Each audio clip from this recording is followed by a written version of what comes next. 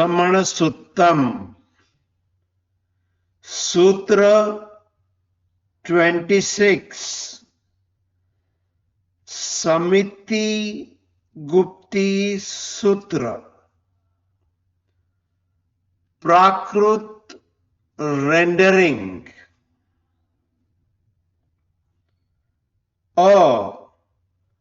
अष्ट प्रवचन माता। गाथा 384।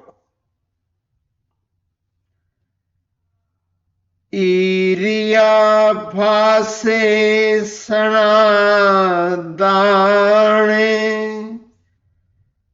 उच्चारे समीम मणगुति वयगुति कायगुति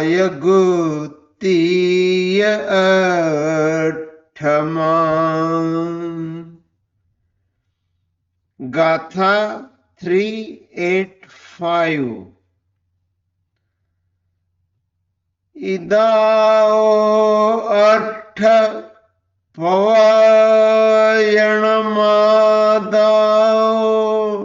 नाणदंसन चरितम् रक्षति सदा मुनिनो मादापुत्रं वपयादा।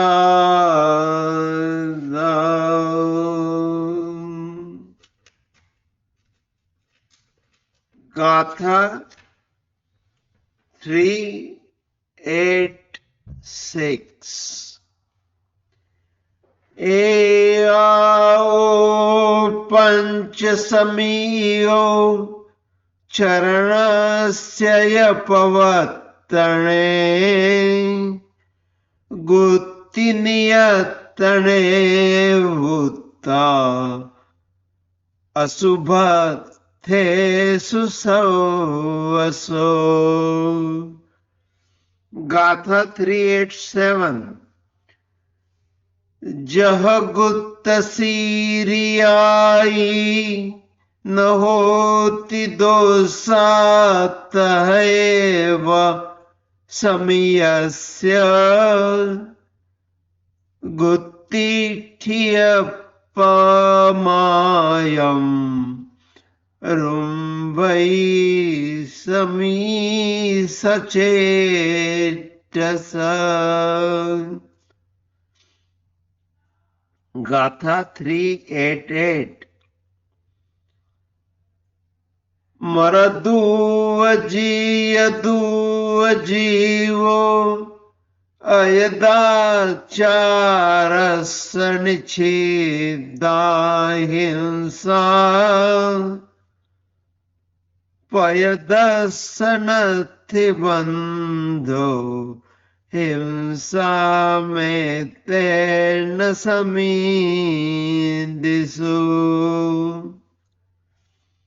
गाथा 389 and 390।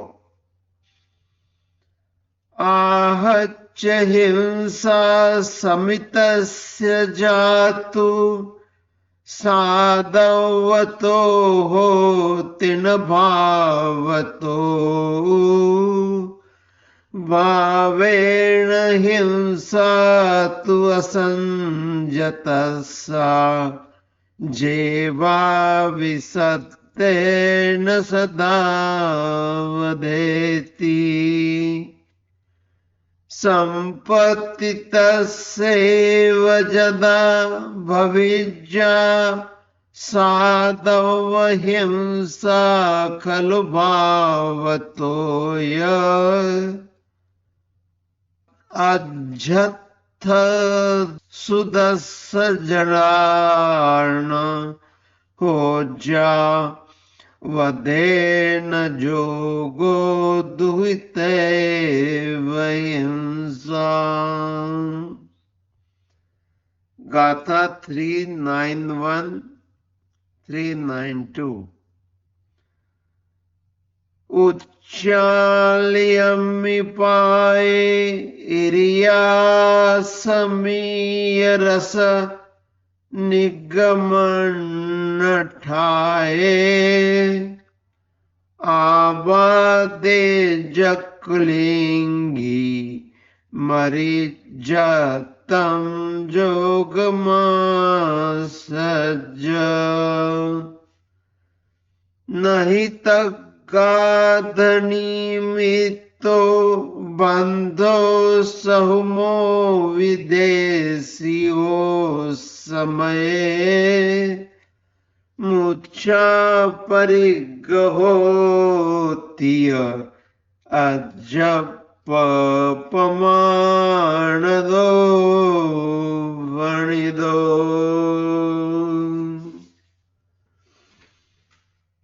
गाथा 393।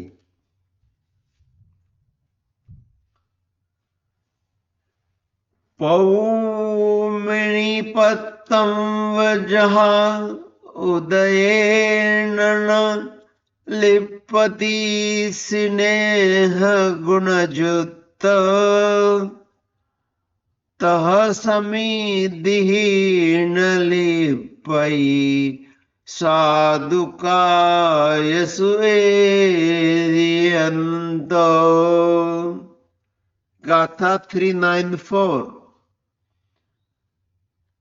जयना धम्म जननी जयना धम्म सपालनी चेव त उड्ढी करी जयना एगंत सुहावहा जयना। गाथा 395। जयं चरे जयं चिठे जयमासे जयं से जयं भुजन्तो भासन्तो पावं कम्मणबन्धये।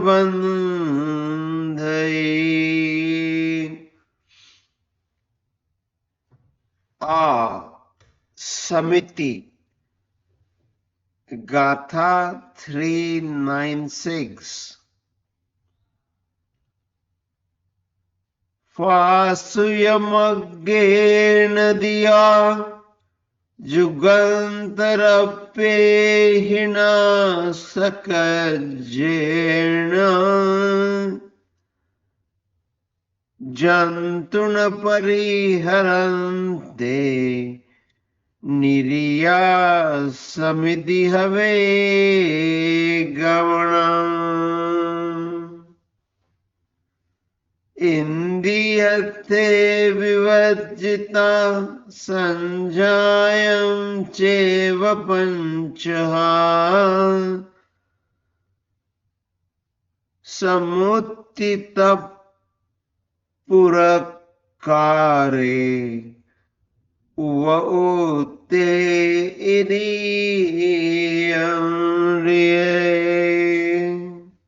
गाथा 398। तहे उच्चावयापान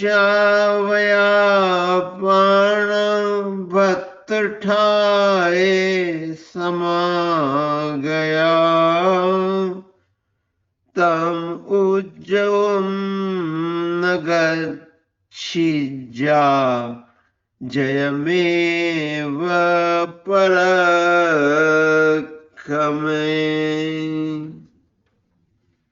गाथा 399।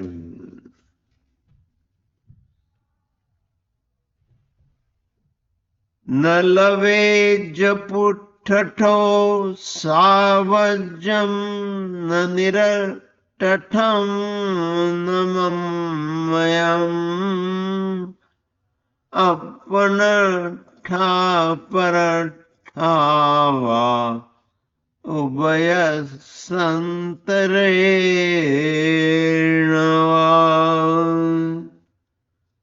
गाथा 400 तहेव फरुसा भाषा गुरु भोव घायणी सच भी सान वक्तवा जाओ पायस आगम 401 तहेव काणं काणेति पडंगम पडंगेति वा वाह्यं वा विरोगीति तेनं चोरेति नो गाथा 402 पे सुन्नहासक कस परिनिंदा पप संसा विकहादी वज्जिता सपरहियम भाषा समिति हवे कहणं गाथा 403 दिट्ठं यं असंदिद्वं पंडिपुण्यं वियज्यम् अयं पिरमणुविगम भासं निसिर अंतवं गाथा 404 दुल्लहा उगादाई मुहाजीवी विदुल्हा मुहादाई मुहाजीवी दो विगच्छन्ति सो गई गाथा 405 उग्गमं उपादनयेसनीहिं पिण्डं च वदिसज्जं वा सोदं तस्य यमुनीनो परिसुजयेसना समिधि 406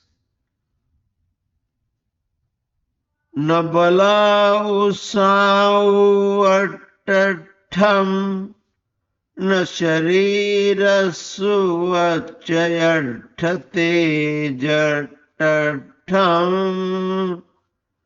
नानट्टठं सजमट्टठं जानट्टठं चेव भुञ्जेजा गाथा 407 and 408 जहादुमस्फुफेसु भमरो आवियैरसं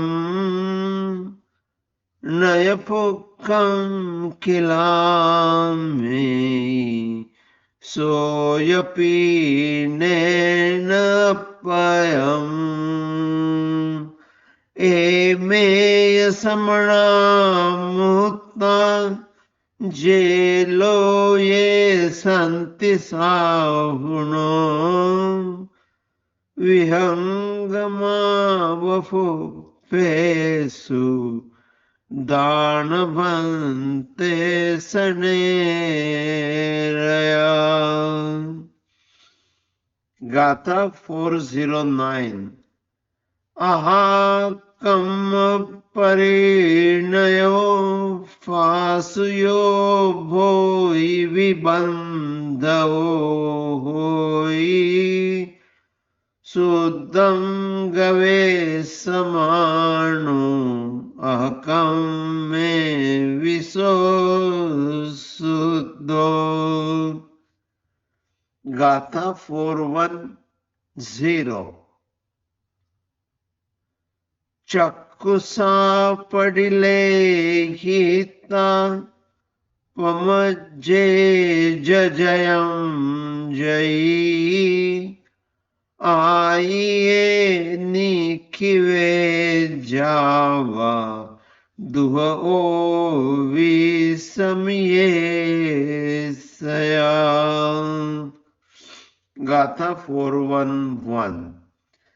एगंते अच्छिते दूरे गूढ़े विशालम विरोहे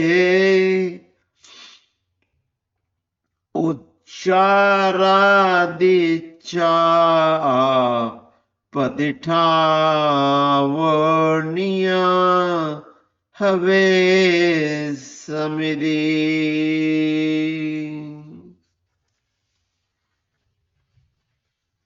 ई पार्ट गुप्ती। गाथा 412। संरभं समारंभे आरंभे यत हे वय मणं पवत्तमानं तु नियते जयं जयी। गाथा 413। सरंभ समारंभे आरंभे यत हे वय वयं पवत्तमानं तु नियते जयं जयी। गाथा 414। सरंभ समारंभे आरंभमित हे वय कायं पवत्तमानं तु नियते जयं जयी। गाथा 415। खेतस्य वै नयरस्य खाया अहव होई ना पायारो तह पावस्य नीरिगो ताओ गुत्तियो साहुस। गाथा 416। एया पवयन माया जे समम आयरे मुनि से क्षिपं समं संसारा विपमुच्चई पड़िए।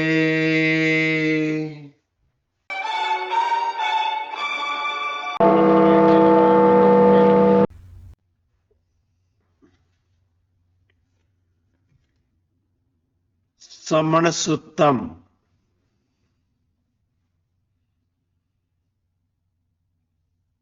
सूत्र 26। English rendering। समिति गुप्ती सूत्र। Percepts on carefulness, that is samiti, and self-control, that is gupti. A. 8 mother percepts. Gatha 384. Vigilance in walk, speech, begging alms, receiving and keeping down of things, and exerting are 5 samitis. That is, act of carefulness. Control of mind, control of speech, and control of body, that is the actions, are 3 guptis, that is self-control. All are 8 in number. Gatha 385. These 8 are called mother percepts, Pravachana Mata. Just as diligent mother protects her son, so they protect right knowledge, right faith, and right conduct of the monk. Gatha 386. The 5 types of vigilances are meant for the practice of religious life, and 3 controls, that is guptis, for the prevention of everything sinful. Gatha 387. Just as one who practices the guptis, that is the controls, is not touched by defects pertaining to samiti, so also one who practices the samiti does not have the defects of guptis. Certainly, a gupti puts an act of negligence on the part of one who is undertaking an activity to an end. Gatha 388. The person who is careless in his activities is certainly guilty of violence, irrespective of whether a living being remains alive or dies. On the other hand, the person who is careful in observing the samitis experience no karmic bondage simply because some killing has taken place in connection with his activity. Gatha 389 and 390. A monk who is observing the samitis, that is the vigilant about his activities, may commit himsa, that is the injury, through oversight. In such a case, there is no external violence, dravya himsa, and not the internal. On the other hand, a negligent person is guilty of the internal violence, that is bhava himsa, even though no external violence is caused by him by killing beings. When an injury is caused through negligence of a person, whether he is ascetic or not, there will be both types of violences, external, that is the physical, as well as internal, that is the mental. A monk in his observance of the Samitis will not cause any violence because of the purity of his soul. There will be neither external violence nor internal violence. Gatha 391-392. If a tiny living creature is accidentally crushed under the foot of a monk who is careful in respect of his movement, the scripture states that he will not attract even the slightest of karmic bondage. That is, he is not responsible for that violence. Just as possessiveness consists in a sense of attachment, so the violence consists in the intention of killing. Gatha 393.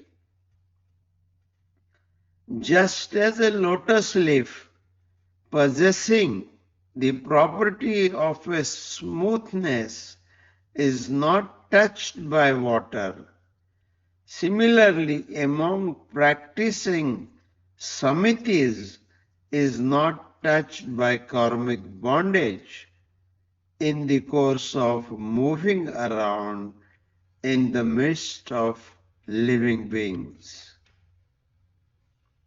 Gatha 394. Carefulness, yatna, is the mother of religion.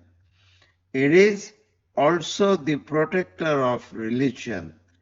It helps the growth of religion and it begets perfect happiness. Gatha 395. A monk who moves cautiously, stands cautiously, sits cautiously, sleeps cautiously, eats cautiously, and speaks cautiously would not be bounded by the evil karmas. A. Acts of carefulness. Gatha 396. Irya Samiti consists in walking along a trodden path during daytime when required to move out for any work, looking ahead to a distance of 4 cubits and avoiding the killing of any living creature. Gatha 397. Not paying attention to the objects of sensuous enjoyment and not taking up the study of 5 types, one should walk cautiously, observing oneself in the task and walking and giving all out prominence to the task of walking. Note: the fivefold methods of study are reading of sacred text, that is vachana, questioning the teacher, prachana, revision by rereading pravartana, pondering over what has already been studied and learned, anupreksha, and reading illustrative stories, dharmakatha. Gatha 398. Similarly, one ought not to walk on straight within the midst of such living beings of all sorts as have gathered together on the wayside with a view to feeding themselves. This is how one ought to move cautiously. Gatha 399. Even when enquired, a monk ought not to utter a sinful word, a senseless word, a heart-rending word, either for the sake of oneself or for the sake of another one or for the sake of both. Gatha 400. The monk should not use harsh words or speak what is harmful to other living beings, even if it is true, because it is sinful. Gatha 401. Similarly, he should not call on one-eyed person as one-eyed and aunch as aunch, a deceased person as deceased, or a thief as thief. Gatha 402. Carefulness in speech, Bhasha Samiti, consists in avoiding slanderous, ridiculous, and speech blaming others, self-praise, or incredible stories. Such speeches conduce neither to the good of oneself nor that of the others. Gatha 403.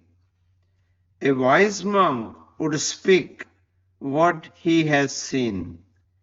His speech should be brief, free from ambiguity, clearly expressed, free from prattle, and incapable of causing anxiety.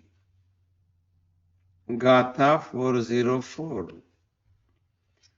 It is difficult to find faultless almgivers. It is more difficult to find one who lives on faultless begging, one who gives faultless alms, and the one who lives on faultless begging. Both will attain a happy state in the next birth. Gatha 405.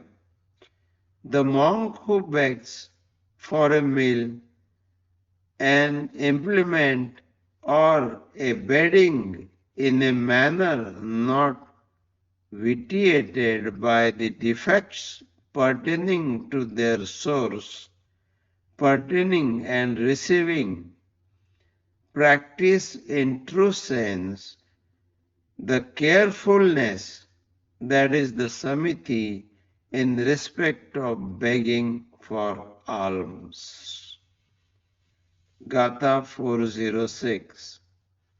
A monk should not take food for the sake of physical strength, taste, bodily improvement, or luster, but only for acquisition of knowledge, self-restraint, and meditation. Gatha 407. and 408. Just as a bee sips the sap of a tree flowers, without injuring the flowers, and pleases itself. Similarly, in this world, the monk who properly observes the monastic code of conduct and are free from all possessions are engaged in begging for meal and other things heeded from householders without being burdened on them, as the bees procure nourishment from flowers. Gatha 409. A monk who entertains in his mind the idea of having a violently prepared meal binds down karmas even if he is actually having a non-violently prepared meal. On the other hand, a monk who always looks for a pure, non-violently prepared meal is pure, blameless, even if perchance he gets a violently prepared meal. Gatha 410. If a monk attentively undertakes the required visual inspection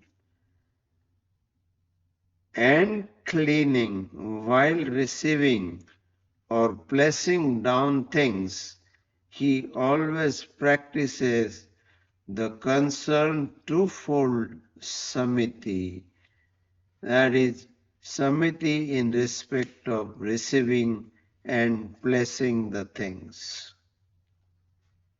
Gatha 411. A monk should answer his calls of nature at a place which is solitary, free from insects and grass, concealed, spacious, free from objections. This is observance of Utsarga Samiti. I. Self-control. Gatha 412. An attentive monk should prevent his mind from including in evil thoughts, samarambha, collection of implements which causes harm to others, samarambha, and evil actions, arambha. Gatha 413. An attentive monk should control his speech as soon as it is inclined towards the thought of evil expression, efforts for evil expression, and evil expression itself. Gatha 414. An attentive monk should bring under control his body as soon as it is inclined towards a mental plan for causing misery. Collection of implements to others to cause misery to others, and action causing misery to others. Gatha 415. As a fence protects a field, a ditch or a rampart protects a city, so the Guptis, a control of mind, speech and body, protects a monk from sins. Gatha 416. A monk who practices these 8 mother percepts by his righteous conduct is a wise person who will be liberated quickly from all bondages of mundane existence.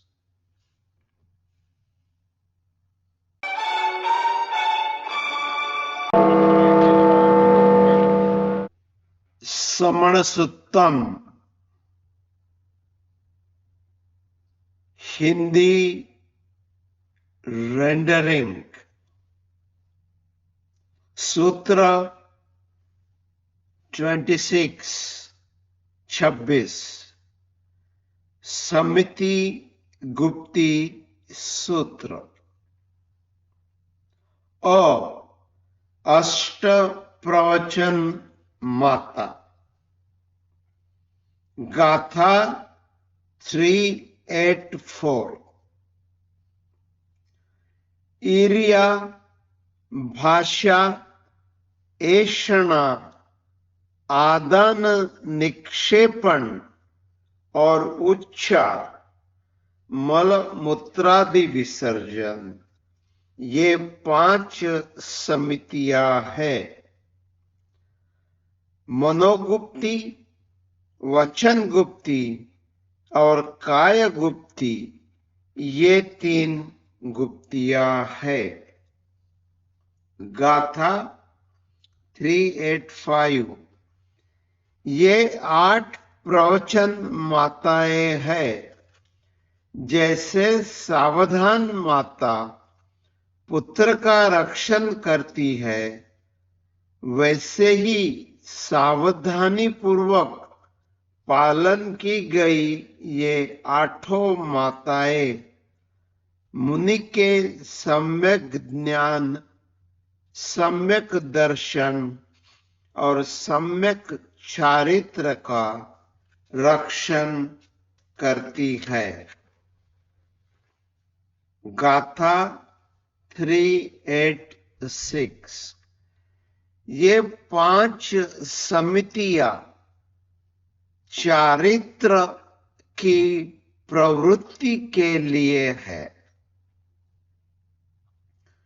और 3 गुप्तियां सभी अशुभ विषयों से निवृत्ति के लिए है। गाथा 387। जैसे गुप्ति का पालन करने वालों को अनुचित गमनागमन मूलक दोष नहीं लगते, वैसे ही समिति का पालन करने वालों को भी नहीं लगते। इसका कारण यह है कि मुनि जब मनोगुप्ति, वचन गुप्ति और काय गुप्ति में स्थित होता है, तब वह अगुप्ति मूलक प्रमाद को रोकता है, जो दोषों का कारण है। जब वह समिति में स्थित होता है, तब चेष्टा करते समय होने वाले प्रमाद को रोकता है। गाथा 388। जीव मरे या जिए, अयत्नाचारी को हिंसा का दोष अवश्य लगता है, किंतु जो समितियों में प्रयत्नशील है, उससे बाह्य हिंसा हो जाने पर भी कर्म बंध नहीं होता। गाथा 389 390। इसका कारण यह है कि समिति का पालन करते हुए साधु से जो आकस्मिक हिंसा हो जाती है वह केवल द्रव्य हिंसा है, भाव हिंसा नहीं। भाव हिंसा तो असंयमी या अयत्नाचारी से होती है।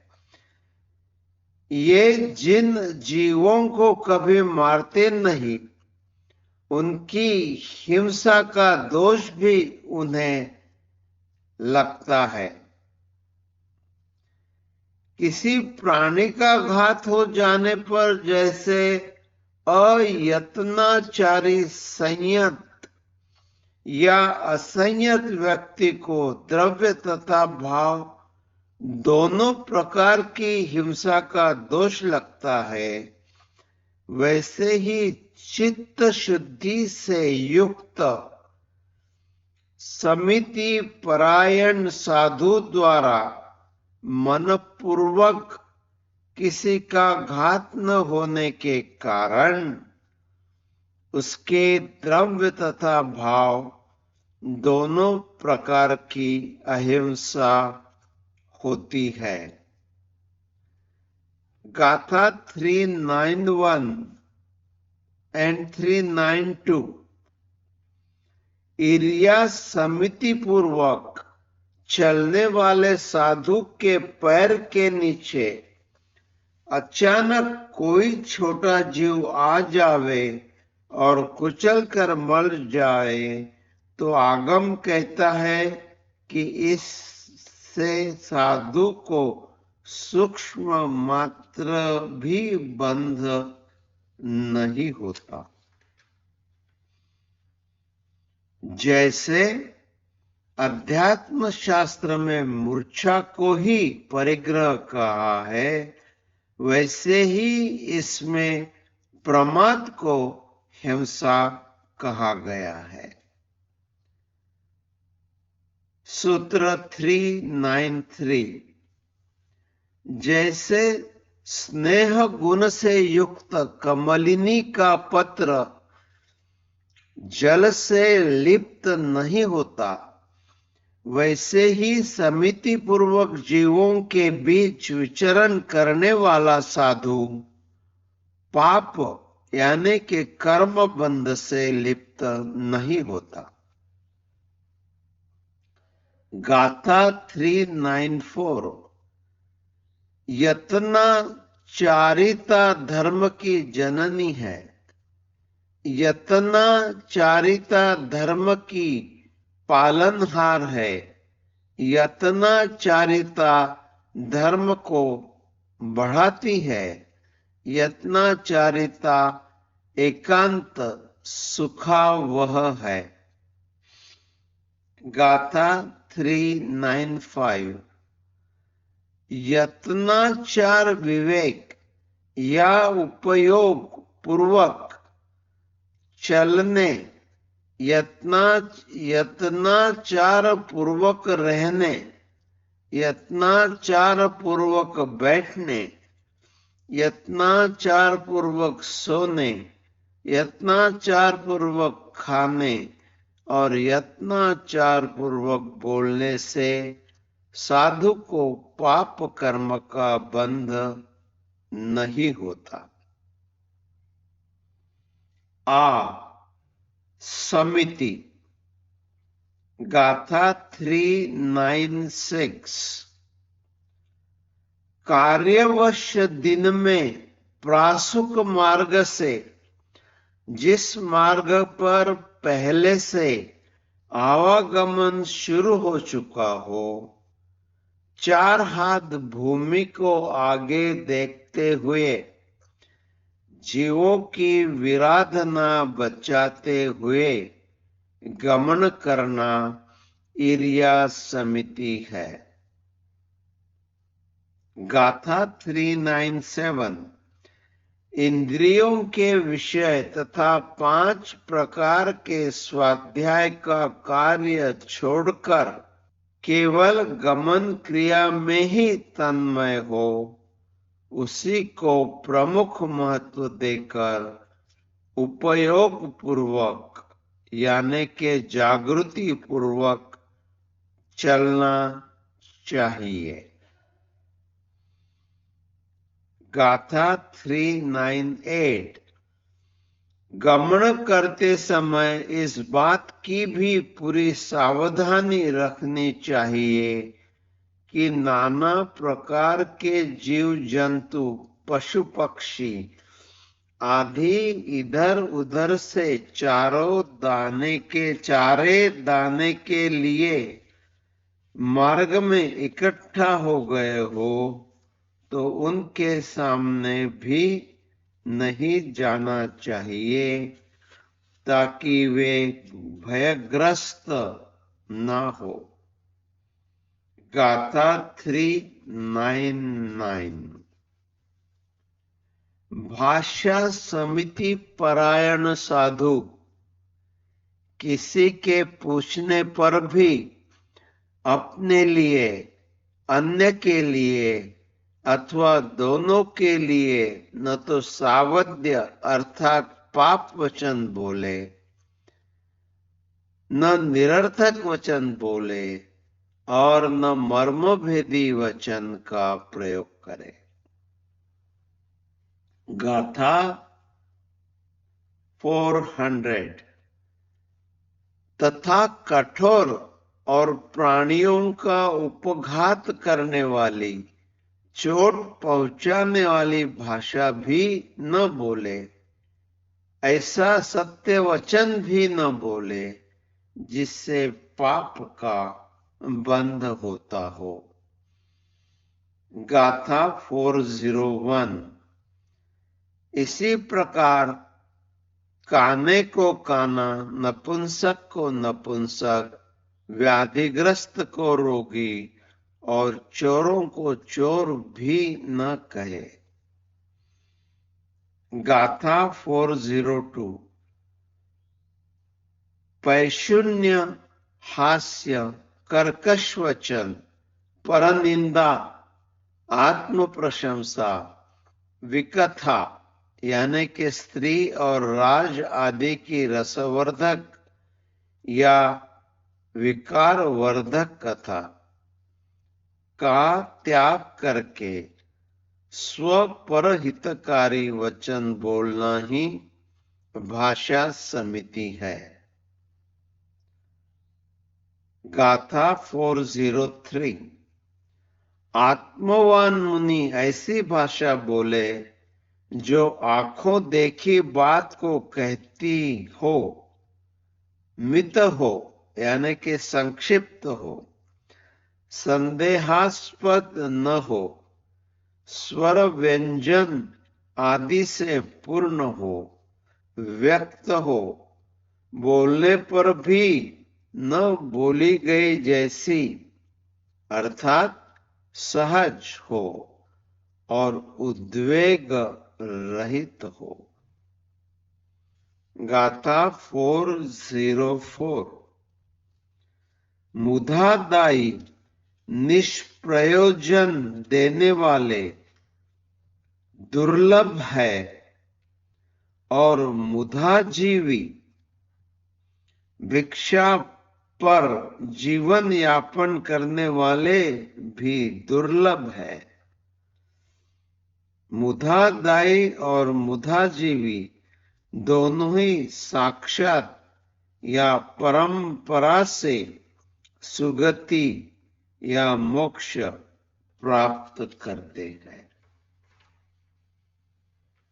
गाथा 405। उद्गम दोष के या उत्पादन दोष और अशन दोषों से रहित भोजन, उपधि और शय्या वसतिका आदि की शुद्धि करने वाले मुनि के ऐष्णा समिति शुद्ध होती है। गाथा 406।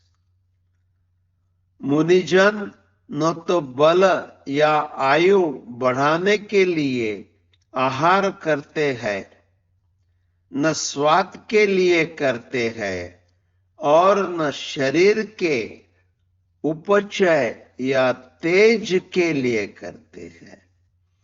वे ज्ञान, संयम और ध्यान की सिद्धि के लिए ही आहार करते हैं। गाथा 407-408।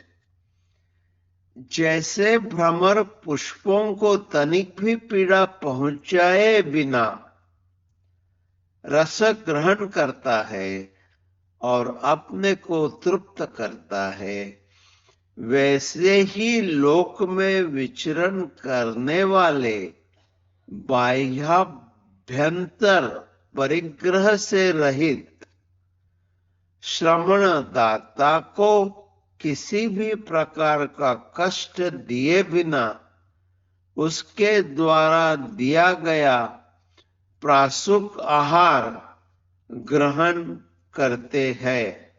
यही उनकी ऐशना समिति है। गाथा 409। यदि प्रासुक भोजी साधु आधा कर्म से युक्त एवं अपने उद्देश्य से बनाया गया भोजन करता है तो वह दोष का भागी हो जाता है। किंतु यदि वह उद्गमादि दोषों से रहित शुद्ध भोषण की गवेषणा पूर्वक कदाचित आधा कर्म से युक्त भोजन भी कर लेता है तो भावों में शुद्ध होने के कारण वह शुद्ध है। गाथा 410। यतना यानी के विवेक पूर्वक प्रवृत्ति करने वाला मुनि अपने दोनों प्रकार के उपकरणों को आंखों से देखकर तथा प्रमार्जन करके उठाए और रखे, यही आदान निक्षेपण समिति है। गाथा 411।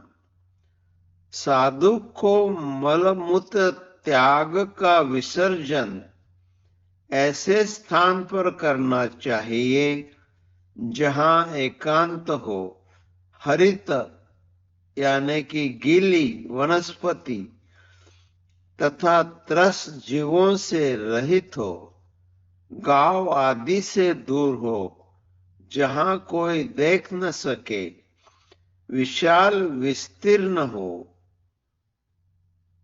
कोई विरोध न करता हो, यह उच्चारादि त्याग रूप प्रतिष्ठापना या उत्सर्ग समिति है। ई गुप्ती। गाथा 412। यतना संपन्न यानी कि जागरूक, यति संपन्न सरंभ, समारंभ व आरंभ में प्रवर्तमान मन को रोके, उसका गोपन करे। यतना संपन्न गाथा 413। यतना संपन्न यति सरंभ, समारंभ व आरंभ में प्रवर्तना वचन को रोके, उसका गोपन करे। गाथा 414। यतना संपन्न यति संरंभ, समारंभ व आरंभ में वर्तमान काया को रोके, उसका गोपन करे। गाथा 415। जैसे खेत की रक्षा वार्ड और नगर की रक्षा खाई का प्रकार करते हैं, वैसे ही पाप निरोधक गुप्तियां साधु के संयम की रक्षा करती है। गाथा 416। जो मुनि इन 8 माताओं का सम्यक आचरण करता है, वह ज्ञानी शीघ्र संसार से मुक्त हो जाता है।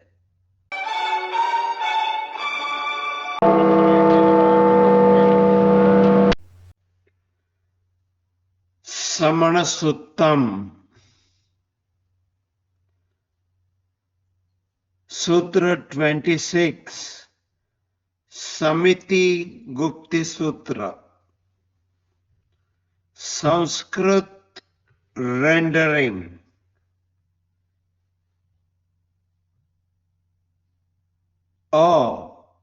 अष्ट प्रवचन माता। गाथा 384।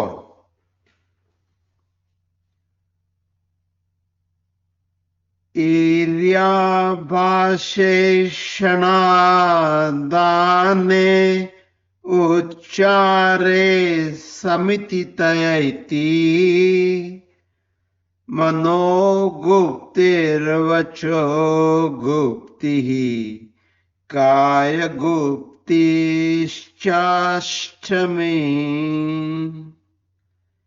गाथा 385। एता अष्ट प्रवचन मातरः ज्ञान दर्शन चारित्राणि रक्षन्ति सदा मुनिन् मातरः पुत्रमिव प्रयतः। गाथा 386। एतः पंच समितितयः चरणस्य च प्रवर्तने गुप्तयो निर्वर्तने उक्तः अशुभार्थेभ्यः सर्वशः। गाथा 387। यथा गुप्तस्य ईर्यादि न भवन्ति दोषः, तथैव समितस्य गुप्ति स्थितो प्रमादं रुणधि समिति सचेष्टस्य। गाथा 388।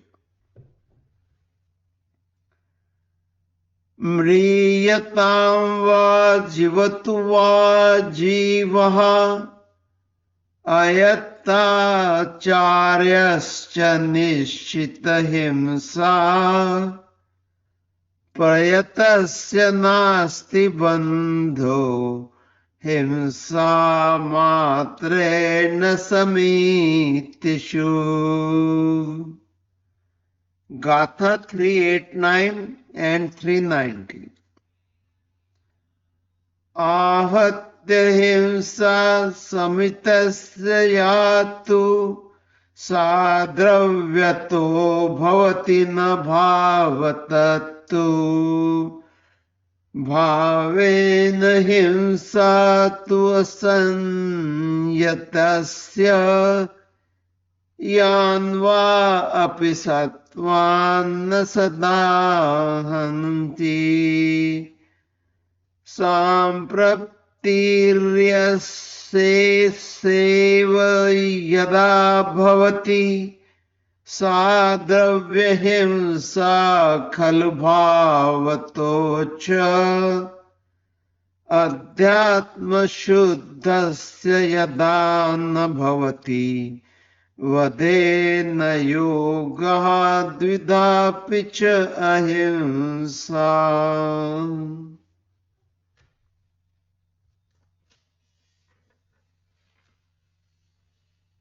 गाथा 391-392। उच्चालिते पादे समितस्य निर्गमनार्थाय अवाधे कुलिंगी म्रियेत तं योगमासाद्य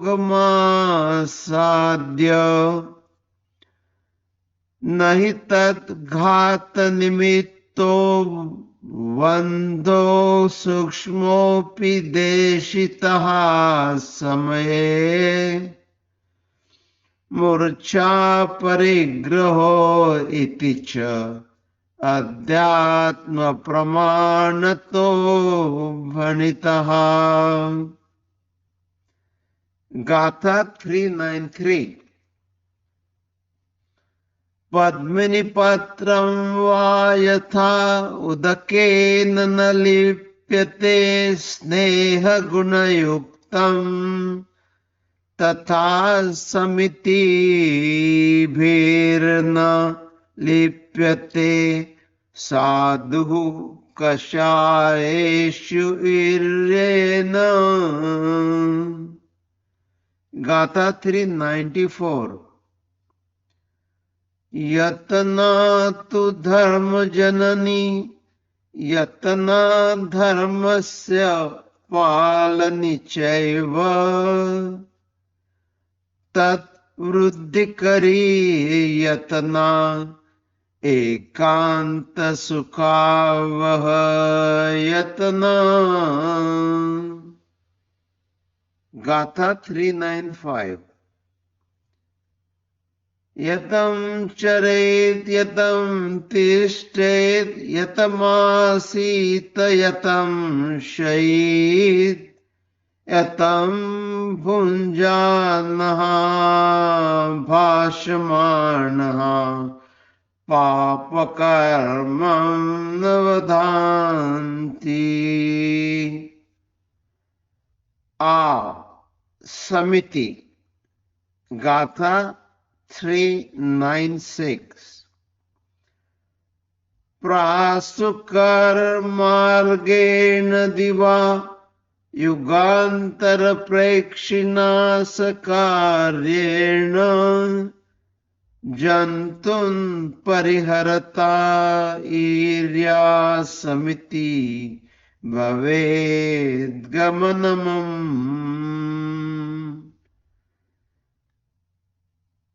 गाथा 397।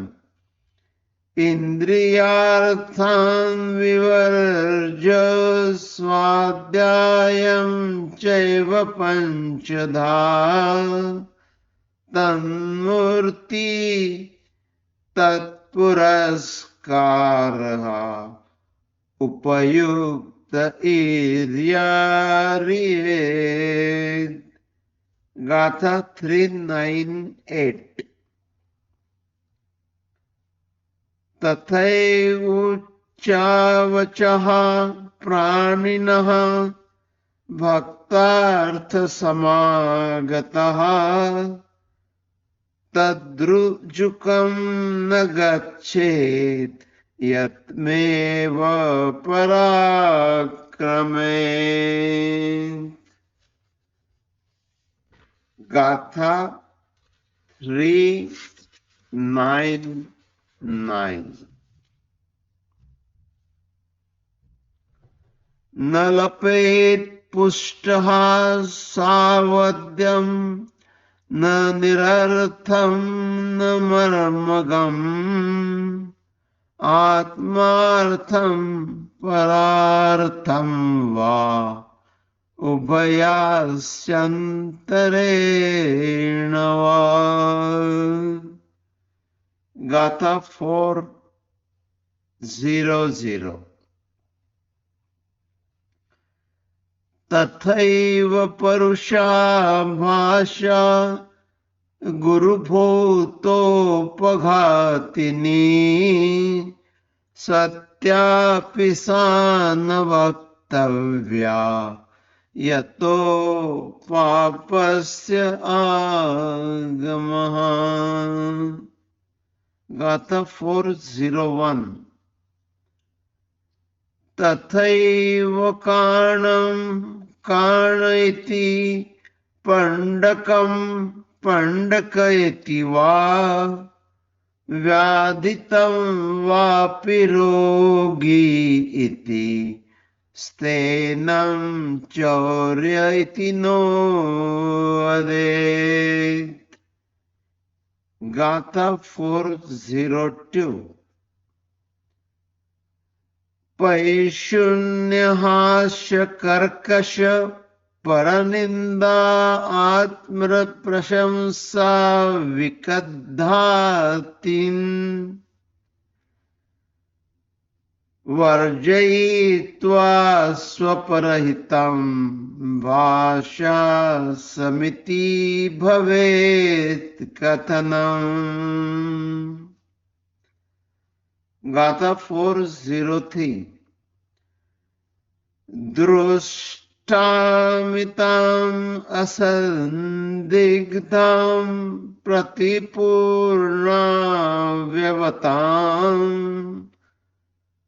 अजल्प्यनशीलाम् अनुद्विग्ना भाषां ऋषुज आत्मवान्। गाथा 4:04। दुर्लभात् मुदा दायिनः मुदा जीविनोऽपि दुर्लभः मुदा दायिन मुदा जीविनः द्राव्रपि गच्छतः सुगतिम्। गाथा 4:05। उद्गमोत्पादनो क्षणः पिण्ड च उपथिशयां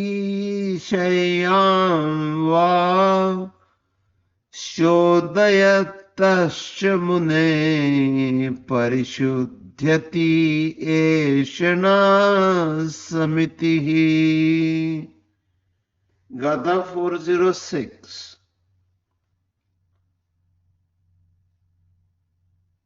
न बलायुस्वादार्थं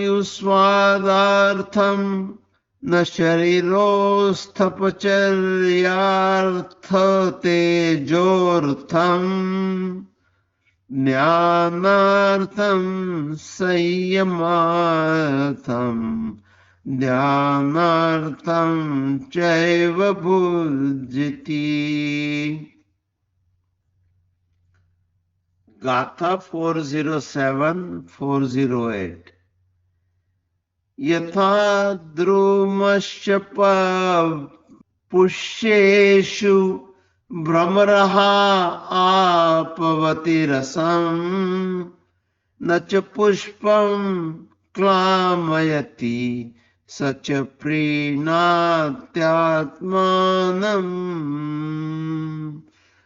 एवमेते श्रमणा मुक्ता ये लोके सन्ति साधवः विहंगमा इव पुष्पेषु दानभक्तेषणारतः।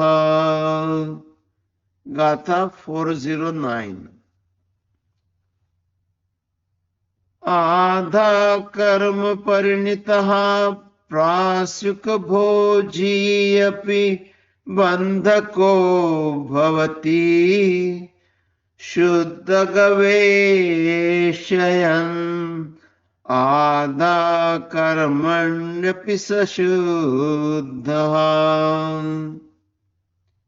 गाथा 410। चक्षुषा प्रतिलिख्य प्रमार्जयेत् यतं यतिः आददित् निक्षिपेद्वा द्विधापि समिति सदा। गाथा 411। एकांते अचित्ते दूरे गूढ़े विशाले अविरोधे उच्चारादित्यागः प्रतिष्ठापनिका भवेत् समितिः।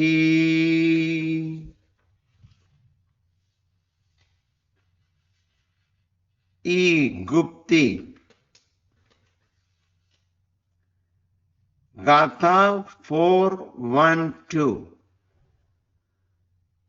सरंभे समारंभे आरंभे च तथैव च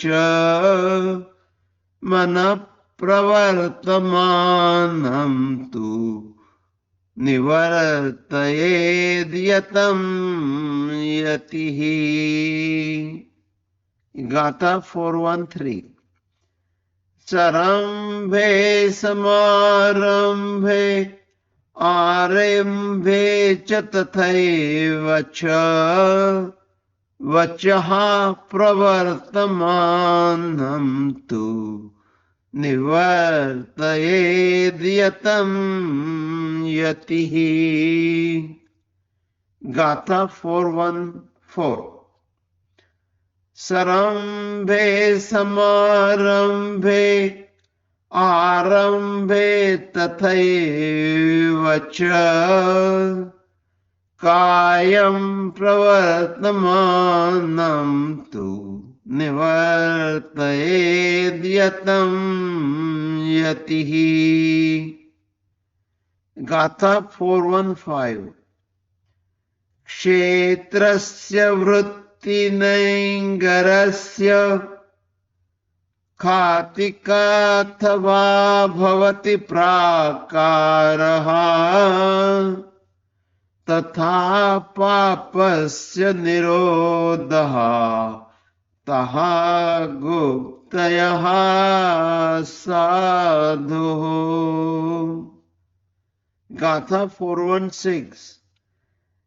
एतः प्रचनमातृः यः सम्यक् चरन् मुनिः